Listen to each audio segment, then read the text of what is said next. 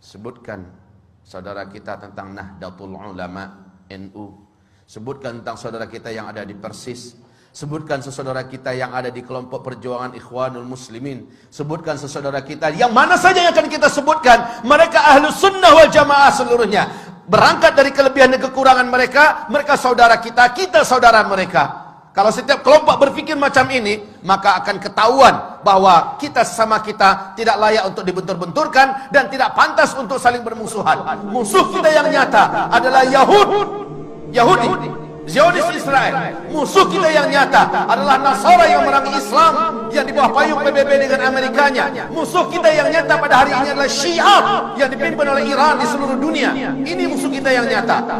Jelas siapa di hadapan kita. Tetapi umat Islam dibentur-benturkan dengan isu-isu yang mereka yang buat, orang kafir itu buat, termasuk Syiah yang buat, semacam Wahabi dan segala macamnya. La haula wala quwata illa billah. Ibarat Allah, tentang masalah ini perlu saya beritahukan dan semoga saja nasihat ini bermanfaat untuk saya, saudara saya yang tercinta, seluruh Ahlus Sunnah wal Jamaah dimanapun berada. Hari ini Arab Saudi diserang habis-habisan. Amerika juga bersatu dengan Iran. Iran berarti di belakangnya ada Rusia, ada Cina, ada India dan lain-lainnya. Ini adalah blok timur. Amerika sebagai energi terkuat yang ada di PBB menyatakan Iran adalah saudara kita. Sekarang di Iran, seluruh kota-kota yang ada di Iran hari ini ibarat Allah, semua tulisan-tulisan matilah Amerika di dinding-dinding di mana saja sudah mereka hapus. Yang digantikan dengan matilah Saudi, matilah Saudi, matilah Saudi. Lalu orang-orang muslimin di seluruh dunia termasuk di Indonesia berhasil dibakar dan disulut dengan isu Wahabi yang disematkan kepada Saudi, disematkan kepada imam-imam yang memimpin di Masjidil Haram, di Masjid Nabawi, disematkan istilah Wahabi ini kepada ulama-ulama yang bersumber dari Saudi. La haula wala quwata illa billah. Ketahuilah hamba-hamba Allah, ini fitnah. Sebab apa? Dengarkan hadis-hadis Rasulullah sallallahu alaihi wasallam berikut ini. Semoga kita tersadar betapa kita telah diadu domba oleh musuh-musuh Allah yang membawakan istilah-istilah yang tidak patut untuk dipercayai bersama. Saya yakin dan berbaik sangka bahwa seluruh yang hadir dalam Jumatan ini, di masjid ini, insya-Allah ta'ala bukan termasuk orang-orang yang mudah disulut dengan paham-paham seperti ini. Tetapi saya berharap melalui media yang ada, media sosial yang ada, dari dunia maya segala macamnya, di seluruh Indonesia bahkan menerobos ke seluruh dunia, sampailah hendaknya nasihat ini, bahwa sesungguhnya isu-isu yang tidak pantas disematkan kepada Islam, khususnya Wahabi-Wahabi, dan menyerang Arab Saudi. Sekali lagi, saya termasuk orang yang benci dengan Arab Saudi. Dulu, kenapa? Loyalitas Arab Saudi pada Amerika, loyalitas Arab Saudi kepada Zionis Israel, loyalitas mereka. Tapi ketika Arab Saudi jatuh ke tangan orang yang saleh, insyaAllah, Allahu a'lam, di tangan Raja Salman, bagaimana dia mendeklarasikan kesatuan umat Islam di atas kepentingan Islam, bagaimana dia bersumpah bahwa akan membebaskan Al-Quds, bagaimana dia menyatakan baraknya terhadap segala macam kejahatan-kejahatan yang dilakukan oleh Timur dan Barat, terkhusus oleh PBB, dan tidak mau lagi diatur oleh PBB. Lihat bagaimana sekarang Islam benar-benar menjadi perhatian utama, dan sejak itu Amerika berpihak kepada Iran. Sejak itu Amerika bertekad untuk menghabisi Ahlus Sunnah wal Jamaah melalui lokomotif yang paling benci kepada Islam, yaitu Syiah. Maka kaum muslimin, perhatikan sekarang. Rasulullah bersabda sallallahu alaihi wasallam, "Innad din la ya'rizu ilal hijazi kama ta'rizul hayyah ila juhriha." Sesungguhnya agama ini pada akhirnya nanti akan kembali berpusat dan berfokus kepada Hijaz, sebagaimana berpusatnya dan berkutatnya ular di dalam lubangnya. Hijaz itu adalah Makkah, Madinah, Taif. Ini yang Hijaz. Di zaman-zaman fitnah, Islam akan kembali berkutat atau berkonsentrasi di Hijaz. Dan ini sekarang difitnah sebagai Wahabi-Wahabi.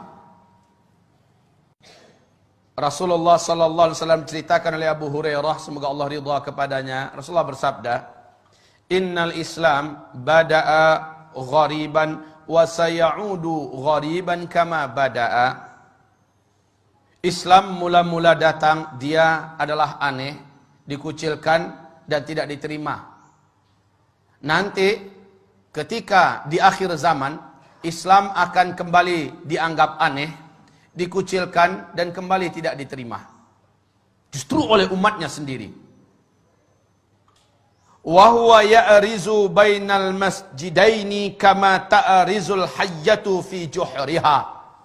Dan Islam ini, kata Rasulullah sallallahu alaihi wasallam, hanya akan terpusat di dua masjid ini, yakni Masjid An-Nabawi dan Masjidil Haram, berarti di Mekah dan di Madinah, ya. Kama ta'rizul hayyatu fi juhriha, sebagaimana ular berpusat di dalam lubangnya. Hari ini sekali lagi isu tentang Abdul Wahab bin Abdul Rahman Al-Afriqi di abad kedua dari kelompok komunitas Khawarij yang menganggap kelompoknya saja yang paling benar, di luarnya sesat seluruhnya, yang mengkafir-kafirkan orang, membid'ah-bid'ahkan orang pada abad kedua Hijriah. Bukan Syekh Muhammad bin Abdul Wahab At-Tamimi yang ada di Hijaz, bukan. Ini jelas mujaddid. Tetapi umat Islam ini dengan dalam buku yang ditulis oleh Muhammad Novelis, Zionis dan Syiah bersatu menghantam Islam. Ternyata istilah Wahabi-Wahabi yang harusnya di abad kedua yang muncul itu, si Khawarij itu, ini yang dihidupkan dan disematkan kepada Syekh Muhammad bin Abdul Wahab. Dan ini tidak benar, ini batil. Syekh Muhammad bin Abdul Wahab adalah seorang mujaddid, ulama Ahlus Sunnah wal Jamaah. Lihat seluruh bacaan-bacaan yang ditulisnya, lihat seluruh gubahan-gubahannya, lihat seluruh penyampaiannya, sama dengan yang ada pada umat Islam pada hari ini, baik yang dipakai dan diamalkan oleh NU, baik yang diamalkan dipakai oleh umat Islam yang ada di Muhammadiyah, baik yang dipakai oleh Ahlussunnah wal Jamaah yang ada di mana-mana. Tapi yang ditulis, yang diucapkan, dilafazkan oleh sang Khawarij abad kedua Hijriah, yakni Abdul Wahab bin Abdul Rahman, ini dia yang sesat, menyesatkan. Tapi orang-orang Syiah menyematkan ini kepada Syekh Muhammad bin Abdul Wahab. Inilah kebatilan yang nyata, ibarat Allah yang kami muliakan. Lalu umat Islam sekarang mau saja percaya dan dibentur-benturkan. Betapa prihatinnya, perih hati saya ketika mendengar ada seorang Sunni diusir oleh saudara Sunninya yang lain. Kenapa? Sunni yang ini adalah mereka dari komunitas mayoritas, punya kebiasaan mengamalkan ini nama itu. Yang Sunni ini tidak mau mengikuti semacam Maulid Nabi, Isra Mi'raj, nggak mengikuti, ya. Tapi dia tetap baik berhubungan dengan masyarakat. Dianggap dan dibakar-bakar, disponsori, ini adalah paham Wahabi. Diusir dari kampungnya, diusir, tidak boleh lagi tinggal di kampung, bahkan diancam bakar. Rumahnya memang dibakar. Sampai-sampai ketika disakiti sekeluarga, padahal sama-sama Sunni, yang bertepuk tangan Syi'i, orang Syiah, karena kompor yang mereka nyalakan telah membakar sesama umat Islam. Harusnya kaum muslimin sadarilah, semua sifat-sifat Wahabi yang diceritakan oleh saudara kita yang menyebar di mana-mana 100% ada pada komunitas Syiah. Semua sifat-sifat yang ada pada Wahabi-Wahabi itu ada pada Syiah seluruhnya. Baca tentang Syiah, lihat perangai Wahabi, 100% ada pada Syiah. Yang maling mereka, yang teriak maling mereka dan mengadu domba sesama umat Islam. Sadarlah. Sadarlah. Wahai saudaraku, jangan mau dibentur-benturkan. Cintai saudaramu. Dan kata Rasulullah SAW, La tadkhulul jannah hatta tu'minu. Kamu tidak akan pernah masuk ke dalam surga sampai kamu menjadi orang yang beriman. Wa la tu'minu hatta tahabbu. Dan kamu tidak akan pernah menjadi orang yang beriman sehingga kamu saling mencintai. Kamu tidak akan pernah menjadi orang yang beriman sampai kamu saling mencintai. Saling mencintai ini adalah syarat menjadi orang yang beriman. Ibarat Allah, ma'asyiral muslimin, hamba-hamba Allah yang kami muliakan. Bagaimana, surga mana yang akan kita layak masuki sementara kita membenci sama orang beriman? Surga mana yang pantas kita masuki? Padahal yang pantas menjadi ahli surga hanyalah orang yang beriman. Dan kamu tidak akan sampai dan tidak akan pernah menjadi orang yang beriman sampai kamu mencintai sesama saudara kamu. Perbedaan nama, perbedaan karakter, perbedaan sifat dan sebagainya, jangan dijadikan alasan untuk kita tidak menganggapnya saudara kita. Orang tua kita sama, Al-Quran dan As-Sunnah. Rumah besar kita sama, Islam. Yang prinsip-prinsip kita masih sama. Hanya perbedaan-perbedaan ini jangan sampai kita mau dicabik-cabik.